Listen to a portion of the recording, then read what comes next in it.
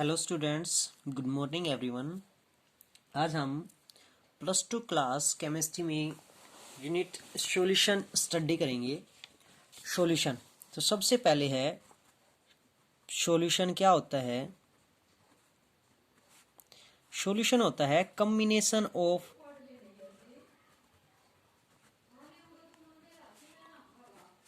To और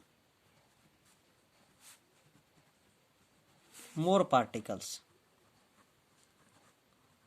जब दो या दो से अधिक पार्टिकल्स को एक दूसरे में कंबाइन कर दिया जाए तो उन दोनों की कॉम्बिनेशन से एक न्यू सब्सटेंस क्रिएट होता है, that is new result create होता है। उस न्यू सब्सटेंस को क्या कहा जाता है? सॉल्यूशन। जैसे डिनोट्स करें हम, शुगर है, शुगर को किस में ऐड कर दिया जाए? वाटर में ऐड कर दिया जाए। साल्ट है, उसको वाटर में ऐड कर दिया जाए तो दोनों की कॉम्बिनेशन से एक नया सब्सटेंस क्रिएट हो जाता है, उसको क्या कहा जाता है? सॉल्यूशन। अब बात आई कि जो सॉल्यूशन है that is made up of two और मोर पार्टिकल्स, दो और मोर पार्टिकल्स की कॉम्बिनेशन से बनता है। तो वो जो दो पार्टिकल्स प्रेजेंट हैं, in which two at least particles are present, which that two particles one is present in less quantity and other is present in larger quantity। एक तो क्या प्रेजेंट होता है? लेस क्वांटिटी में प्रेजेंट रहेगा। सेकंड वन किस में रहेगा? लेस क्वांटिटी में प्रेजेंट रहेगा। और जो लेस क्वांटिटी में प्रेजेंट रहता है किसी भी सॉल्यूशन में, that is known as solute which is dissolved, which is dissolve, जिसको किसी सब्सटेंस में, किसी पार्टिकल्स में डिजोल्व किया जाता है। And other is the larger combination particles that is known as solvent which are present in larger quantity in which any substance be dissolved, जिसमें कोई सब्सटेंस डिजोल्व किया जाता है उसको क्या कहा जाता है? Solvent particles. अब जो दो पार्टिकल्स प्रेजेंट हैं उन दो पार्टिकल्स की कॉम्बिनेशन से हम सॉल्यूशन क्रिएट करते हैं। लेकिन यहां पर एक बात क्रिएट होती है कि हम कभी पार्टिकल्स, जब दो या दो से अधिक पार्टिकल्स कॉम्बिनेशन में होते हैं उनको कह देते हैं मिक्सचर, और कई कंडीशन में डिनोट्स कर देते हैं सॉल्यूशन। तो मिक्सचर कब कहा जाता है किसी पार्टिकल्स को, और सॉल्यूशन कब कहा जाएगा किसी पार्टिकल्स को? मिक्सचर जब पार्टिकल्स की कॉम्बिनेशन में जो सोल्यूट पार्टिकल्स और सोलवेंट पार्टिकल्स प्रेजेंट हैं, उन सोल्यूट और सोलवेंट पार्टिकल्स में जिसकी कंसंट्रेशन ज्यादा होती है उसी कंसंट्रेशन के अनुसार उस सॉल्यूशन को, उस मिक्सर को डिनोट्स किया जाता है। लेकिन अगर उसमें सोल्यूट पार्टिकल्स या सोलवेंट पार्टिकल्स थ्री स्टेट्स में प्रेजेंट हो सकते हैं, because there are only three states of matter, that is solid, liquid and gases. Three states of matter present हैं और उन थ्री स्टेट्स ऑफ मैटर में if solvent particles is solid and gas, then, और solute particles क्या हो? Anything. Solute particles कुछ भी present हो उस कंडीशन में वो कहा जाएगा mixture. But solute particles is anything that is solid, liquid and gas, but solvent particles is liquid, then that states of matter known as, या that substance result is known as solution. उस condition में new substance को क्या कहा जाएगा? Solution कहा जाएगा। क्यों? क्योंकि उस कंडीशन में जो पार्टिकल्स है वो लिक्विड स्टेट में मेजर होता है, और लिक्विड स्टेट में जो कोई पार्टिकल प्रेजेंट होता है उसको क्या कहा जाता है? सॉल्यूशन। अब इसके बाद नेक्स्ट क्रिएट होता है कि जो कोई भी आपके पास सॉल्यूशन प्रेजेंट है वो अपनी अपनी कंसंट्रेशन के अनुसार मेजरमेंट होता है। कंसंट्रेशन के अनुसार कैसे? कि जो पार्टिकल प्रेजेंट है वो नंबर के अनुसार भी प्रेजेंट हो सकते हैं, और जो पार्टिकल्स प्रेजेंट हैं वो स्टेट के अनुसार भी प्रेजेंट रह सकते हैं। अब नंबर के अनुसार पार्टिकल्स प्रेजेंट होंगे तो उसके अनुसार उस सॉल्यूशन को वैसा ही सॉल्यूशन कहा जाएगा, और अगर किसी स्टेट के अनुसार प्रेजेंट है तो उस स्टेट के अनुसार भी उस सॉल्यूशन को वैसा ही सॉल्यूशन कहा जाएगा। तो सबसे पहले हम बात करते हैं नंबर की। अब एटलीस्ट टू पार्टिकल्स हमारे पास प्रेजेंट हो किसी भी सॉल्यूशन में, तो सिंगल पार्टिकल्स में तो अपने आप में प्योर प्रेजेंट होता ही है। तो टू पार्टिकल्स जब हमारे पास प्रेजेंट है तो फर्स्ट वन आपने मान लीजिए सोलूट पार्टिकल्स प्रेजेंट है, second one is solvent particles present है, कम से कम 2 पार्टिकल्स प्रेजेंट है, उस कंडीशन में उस सॉल्यूशन को कहा जाएगा बाइनरी सॉल्यूशन। यहां पर बाई का मीनिंग उसका 2 components are present. If there are 3 components are present that is known as ternary solution. If there are 4 components are present that is known as quaternary solution. तो इस प्रकार number की strength जैसे increase होती चली जाएगी उन नंबर के अनुसार उस पार्टिकल्स को वैसा ही सॉल्यूशन कहा जाएगा। जैसे बाइनरी सॉल्यूशन की बात की जाए तो हम डिनोट्स कर दें salt plus water. 2 particles present है, सोलूट साल्ट है और सोलवेंट क्या है, वाटर प्रेजेंट है। लेकिन हम इसमें एक पार्टिकल्स और ऐड कर दें, sugar particles, then when there is a present in salt and water known as binary solution, and if there are also added is sugar then particles कितने components कितने present हो उसके 3, that is known as ternary solution. तो उस condition में उस solution को क्या कहा जाएगा, टर्नरी सॉल्यूशन कहा जाएगा। That is number of particles is 3। उसके बाद है कि स्टेट के अनुसार अगर हम किसी भी सॉल्यूशन को किसके अनुसार मेजर करें, स्टेट के अनुसार मेजर करें। अब स्टेट्स क्या है, that is states of matter. 3 states of matter present होती हैं, सॉलिड, लिक्विड एंड गैस। तो कोई भी सॉल्यूशन है वो किसकी कंसंट्रेशन पे डिपेंड करता है, कंसंट्रेशन ऑफ सॉल्वेंट पार्टिकल्स भी प्रेजेंट इन लार्जर क्वांटिटी। जो पार्टिकल लार्जर क्वांटिटी में प्रेजेंट होता है सॉल्यूशन उसी पे डिपेंड करता है। तो अगर आपके पास पार्टिकल्स सॉलिड ज्यादा क्वांटिटी में प्रेजेंट है तो उस सॉल्यूशन को कहा जाएगा सॉलिड सॉल्यूशन। लिक्विड प्रेजेंट ज्यादा है तो लिक्विड सॉल्यूशन।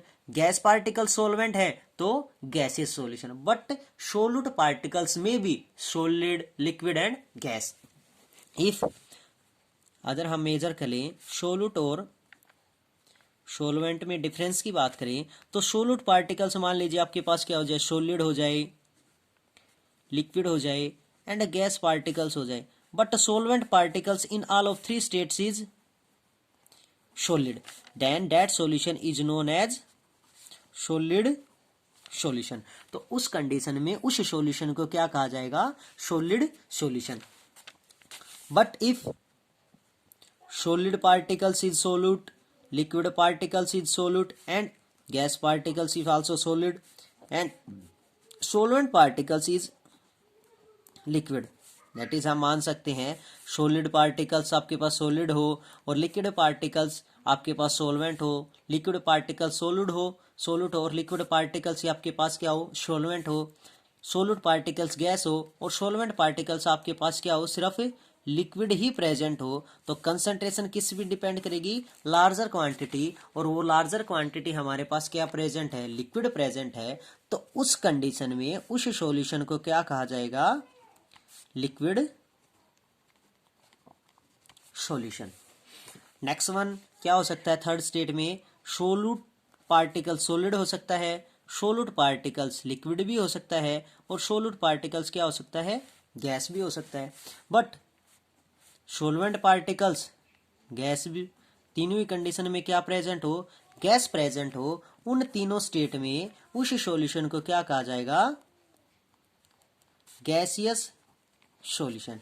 तो इन सभी से आपके पास क्या क्लियरिटी, क्या रिजल्ट फाइंड आउट होता है, the solution depends on the concentration of a solvent.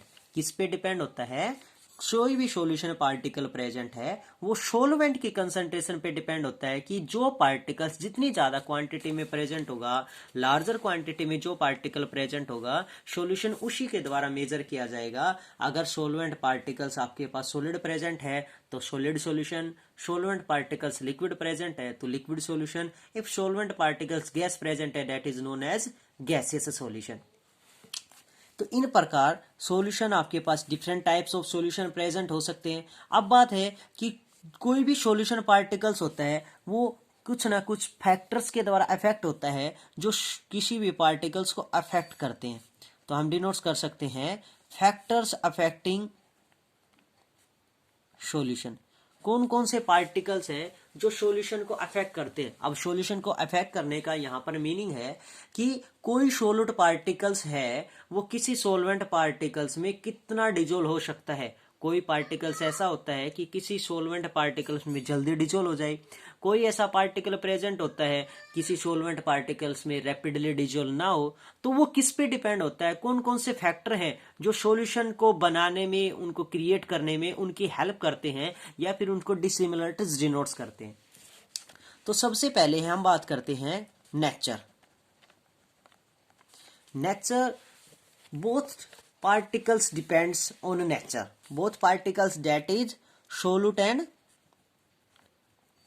solvent, दोनों की नेचर पे डिपेंड होता है कि जो सोलूट पार्टिकल्स है उसकी कैसी नेचर है और जो सोलवेंट पार्टिकल्स है उसकी कैसी नेचर है।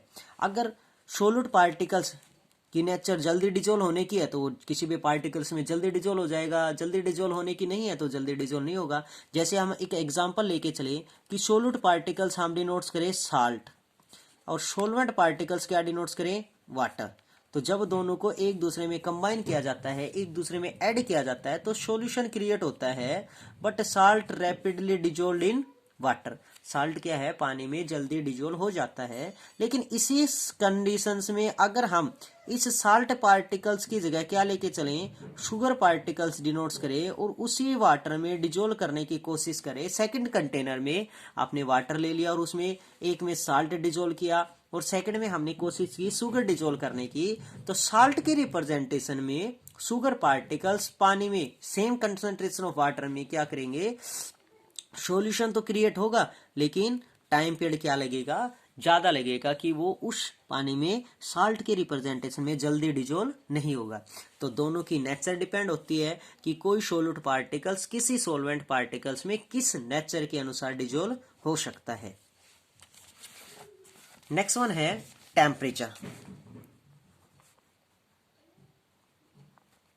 Temperature affect also solution, temperature भी किसी सॉल्यूशन को अफेक्ट करता है। जैसे अभी हम एग्जांपल ले रहे थे, sugar particles can dissolve in water, sugar particles किसमें, वाटर में डिजोल्व हो सकती है। लेकिन अगर हम नॉर्मल कंडीशंस रूम टेम्परेचर पर वाटर डिनोट्स करें तो उसमें शुगर डिजोल्व कर रहे हैं, डिजोल्व हो रही है। लेकिन एक तरफ हमने क्या लिया, जब हम उसके टेम्परेचर को कम कर दिया तो टेम्परेचर लेस होने के कारण इंटरमोलिकुलर फोर्स क्या हो जाएगा, लार्जर हो जाएगा वाटर मोलिकुल्स में, और उस शुगर पार्टिकल्स को पानी में डिजोल्व होने में क्या लगेगा, टाइम ज्यादा लगेगा, लार्जर टाइम्स डिनोट्स होगा। दूसरी कंडीशन हम लेके चलें कि वही शुगर पार्टिकल्स आपने किस में, पानी में ऐड किया, लेकिन टेम्परेचर को क्या कर दिया, इंक्रीज कर दिया। और टेम्परेचर को इंक्रीज करने के कारण जो भी solute particles that is sugar particles present है वो उस वाटर पार्टिकल्स में क्या हो जाएंगे, रैपिडली डिजोल्व होने स्टार्ट हो जाएंगे, जल्दी से डिजोल्व होने स्टार्ट हो जाएंगे। Because rise in temperature solubility also increase, अगर हमने टेम्परेचर इंक्रीज किया तो सोल्यूबिलिटी भी क्या हो रही है, इंक्रीज हो रही है। These are the also the factor which affect the solution, जिस वजह से कोई भी सॉल्यूशन क्रिएट होता है वो टेम्परेचर्स के द्वारा भी अफेक्ट होता है। The next one is pressure, but in the state only gases particles can measure, pressure के द्वारा हम सिर्फ गैसेज पार्टिकल्स को मेजर कर सकते हैं। क्यों, ओनली गैसेज एक्सर्ट प्रेशर, सिर्फ जो गैसेज पार्टिकल्स होते हैं वही प्रेशर एग्जिट्स करते हैं, which can be exert pressure, which can be compressed at high pressure, but solid and liquid particles can not exert pressure. Solid liquid particles को हम pressure exerts नहीं करवा सकते हैं, बिकॉज जैसे मान लीजिए आप सॉलिड पार्टिकल्स को कंप्रेस करने की कोशिश करें, जैसे हम इस पेन का एग्जांपल लेके चले और इस पेन को हम कंप्रेस करने की कोशिश करें तो हम इसको कंप्रेस नहीं कर पा रहे। क्यों, क्योंकि ये किस में है, सॉलिड फॉर्म में प्रेजेंट है। दूसरा हम एग्जाम्पल ले कि आप अपने हाथ में पानी लो और उस पानी को दबाने की कोशिश करो तो पानी आपकी हथेली से बाहर निकल जाएगा। तो इसका मतलब ये है लिक्विड को भी हम कंप्रेस नहीं कर सकते हैं। बट एक गैस की बात की जाए तो एक गैस पार्टिकल्स है उसको हम बैलून्स में कंप्रेस कर सकते हैं। एलपीजी के जो सिलेंडर होते हैं, गैस सिलेंडर होते हैं, उसमें डिजोल्व कर सकते हैं। सीएनजी किट होती है उसमें डाल सकते हैं। तो जैसे ही एग्जैक्ट प्रेशर होता है या फिर टायर ट्यूब होती है उनमें भी हम गैसेज पार्टिकल एडजस्ट कर सकते हैं। अब एग्जैक्ट प्रेशर का मीनिंग यहाँ पर है कि जब वो ब्लास्ट होते हैं तो साउंड प्रोड्यूस होती है। क्यों? क्योंकि जो गैस पार्टिकल्स है वो एकदम से बाहर निकलने की कोशिश करता है। तो एग्जैक्ट प्रेशर है यानी प्रेशर के साथ बाहर निकल रही है। प्रेशर के साथ तो लिक्विड भी बाहर निकलता है, लेकिन जो गैसेस पार्टिकल्स होते हैं उनमें प्रेशर एग्जर्ट किया जाता है कि थोड़े सरफेस एरिया में भी हम अधिक गैस को सेटल्स कर सकते हैं, और वो कंप्लीट जो भी एरिया प्रेजेंट होता है उस कंप्लीट एरिया में वो रोटेट होती रहती है, रिवॉल्व होती रहती है। That is are the factors affecting of the solution. Now next one is types of solution. First हम स्टडी करते हैं टाइप्स ऑफ सॉलिड सॉल्यूशन कि जो सॉलिड सॉल्यूशन है वो कितने टाइप्स में मेजर हो सकता है। सॉलिड सॉल्यूशन क्या हुआ? In which solid behaves as a solvent, जिसमें सोलवेंट पार्टिकल्स क्या हो? सॉलिड हो। That solution is known as solid solution. तो इस प्रकार जो सॉलिड सॉल्यूशन है it is of two types में प्रेजेंट हो सकता है। फर्स्ट है substitution, SUBSTITUTIONAL, substitutional solid solution. Second one is interstitial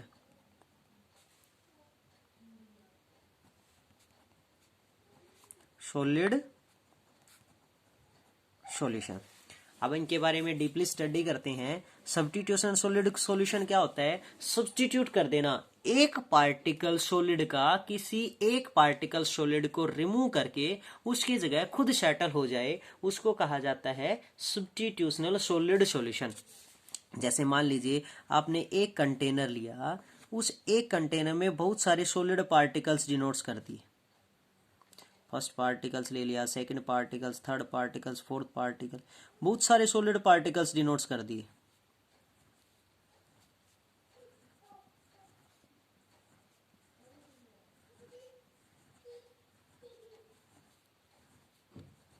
और क्या डिनोट्स किया? उसमें से किसी एक पार्टिकल्स को रिमूव कर दिया। जैसे मान लीजिए इस सॉलिड सॉल्यूशन में से ये पार्टिकल्स हमने यहाँ से हटा दिया, यहाँ से रिमूव कर दिया, और इस पार्टिकल्स की जगह सेम साइज सेम पार्टिकल्स को यहाँ पर डिनोट्स कर दिया सॉलिड का ही।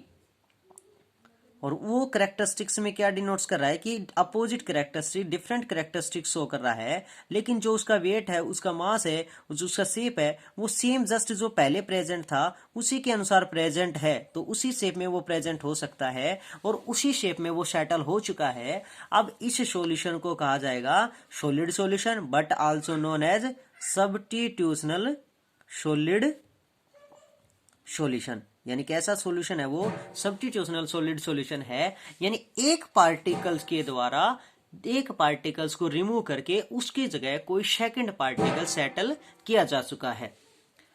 नेक्स्ट वन आप स्टडी कर रहे हैं interstitial solid solution. Interstitial solid कौन सा हुआ? The empty space between the solid particles, कि ये जो सॉलिड पार्टिकल्स प्रेजेंट हैं, जैसे हम अदर फिगर बनाकर कोशिश करें इसको एग्जांपल में डिनोट्स करने की, कि फर्स्ट पार्टिकल्स आपने डिनोट्स कर दिया, सेकंड पार्टिकल्स डिनोट्स कर दिया, थर्ड पार्टिकल्स, फोर्थ पार्टिकल्स, बहुत सारे पार्टिकल्स आपने डिनोट्स कर दिए। तो इस प्रकार इन सॉलिड पार्टिकल्स के बीच में कुछ ना कुछ एम्प्टी स्पेस बचा, खाली जगह बची। जो सॉलिड पार्टिकल्स एक दूसरे को टच किए हुए हैं उनके बीच में कुछ खाली जगह रह जाती है। जैसे फर्स्ट पार्टिकल्स ये डिनोट्स किया, सेकंड पार्टिकल्स डिनोट्स किया, third particles and fourth particle. तो इनके बीच में जो एम्प्टी स्पेस रह चुका है, खाली जगह रह चुकी है, वो इन सॉलिड पार्टिकल्स के साइज के रिप्रेजेंटेशन में स्मॉल है। और उस स्मॉल साइज में अगर हम उसी शेप में कोई अदर पार्टिकल सेटल कर दे स्मॉलर साइज में, उस पार्टिकल्स जो उस जगह को कवर कर रहा है उस पार्टिकल्स को कहा जाएगा इंटरस्टिशियल सॉलिड, और उस सॉल्यूशन को कहा जाएगा इंटरस्टिशियल सॉलिड सॉल्यूशन, यानी वो सॉल्यूशन है किसकी कॉम्बिनेशन से बना है, सॉलिड और सॉलिड की कॉम्बिनेशन से ही बना है। लेकिन जो वेरी माइन्यूट पार्टिकल्स प्रेजेंट हुए हैं, जो उस इम्पटी स्पेस में सेटल्स हुए हैं, उस सॉलिड सॉल्यूशन में ही वैकेंट स्पेस को कंप्लीट कर रहे हैं, उस एक सिंगल पार्टिकल स्मॉलर पार्टिकल्स को कहा जाएगा इंटरस्टिशियल सॉलिड, और कंप्लीट सॉल्यूशन को कहा जाएगा interstitial solid solution.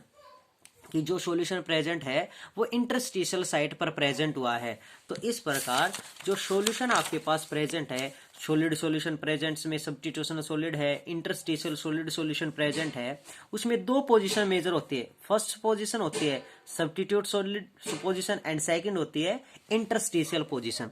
Substitution position कौन सी हुई कि एक पार्टिकल्स जहां पर प्रेजेंट है उसी पार्टिकल्स की जगह कोई सेकंड पार्टिकल सेटल किया जाए। और इंटरस्टिशियल पोजीशन कौन सी हुई कि उन पार्टिकल्स के बीच में कुछ इम्पटी स्पेस प्रेजेंट है और उस इम्पटी स्पेस, उस खाली जगह में हम अदर पार्टिकल्स सेटल्स कर रहे हैं, उसको कहा जाएगा इंटरस्टिशियल सॉलिड सॉल्यूशन।